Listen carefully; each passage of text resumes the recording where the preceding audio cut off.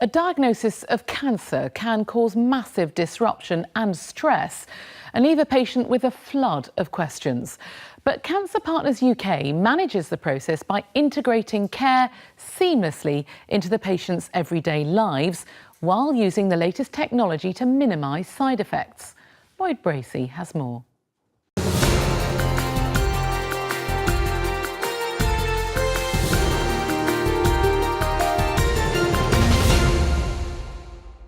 This is Fiona Clements leaving home near Wellingborough. It's the last day of 19 that she's made this trip. And this is Fiona coming home again, an hour and a half later, about as long as you might spend at the shops. Fiona's daily journey takes her to the Linford Wood Medical Centre near Milton Keynes, a £6 million facility specialising in radiotherapy. Cancer Partners UK runs 8 like this, with more on the way. Within days of her diagnosis of breast cancer, she had a lump removed. Within weeks, she was starting radiotherapy. It wasn't the thing that worried me most, but it was nonetheless daunting because I felt it involved subjecting my body to very strong radiation that could cause harm as well as good. The actual treatment happened quite quickly, but obviously I needed to travel across and come back. But that was facilitated very well. From reception to the end of treatment, Cancer Partners UK makes sure that the patient's needs are met in every way using the most up-to-date technology and methods. Intensity-modulated radiotherapy shapes the beam to conform to the exact area where the treatment is to be delivered. Image-guided radiotherapy allows fine adjustments every day so that the powerful beams hit the target and nothing else. Fiona, whenever you're ready, take a deep breath in and hold it into the green. Deep inspiration breath hold pushes the area to be treated away from vital organs and stops movement caused by breathing, limiting the collateral damage and longer-term side effects. Patients have their lives to live. Just because you have a diagnosis of cancer doesn't mean your life has to be surrounded by that cancer. We want people to come here to spend minimal time, if that's what they want, to be able to park their car outside, to come in and to be out getting on with their lives, their jobs, their families, their hobbies, all the things they normally do if they hadn't had cancer.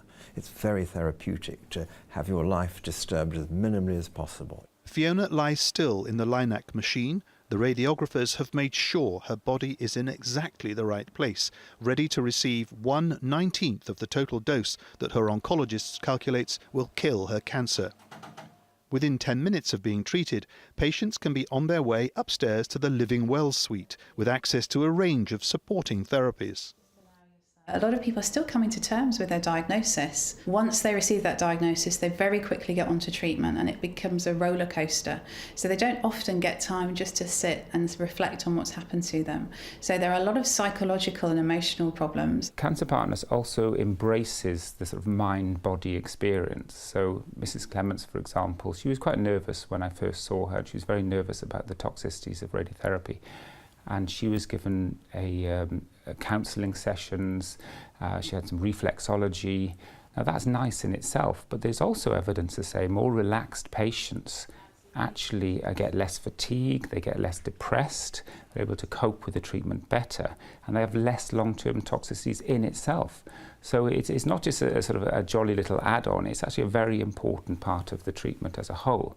Fiona's treatment has taken place in the school holidays. She's a teacher, and she's even managed to attend the graduation ceremonies of her 2 daughters. A bit of gardening therapy works wonders too. Chance to reflect on an eventful summer.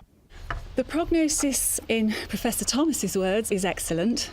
I obviously have anxiety. As I said to him, the anxiety about my health has been raised as a result of this.